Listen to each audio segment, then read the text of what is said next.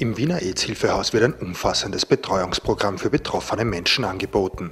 Auf der Website www.aids.at kann man sich auch bezüglich Zeiten für HIV-Tests informieren. Es ist total unkompliziert. 15 Minuten vor den Testzeiten beginnt die Nummernausgabe, dann zieht man sich eine Nummer, vereinbart ein anonymes Codewort, weil ganz wichtig bei uns sind ja die HIV-Antikörpertests anonym und kostenlos. Dann wird man zur Beratung gebeten, danach zur Blutabnahme. Das heißt, das ist ein ganz einfaches Prozedere.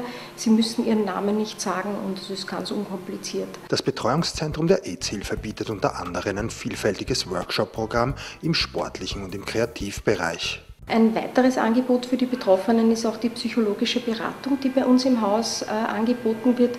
Das heißt, man ruft einfach im Empfangssekretariat an, in der Testberatungsabteilung, vereinbart einen Termin und kann dann mit einer Psychologin oder einem Psychologen ein Beratungsgespräch in Anspruch nehmen. Telefonisch erreichbar ist das AIDS-Hilfehaus unter der Wiener Nummer 599 37.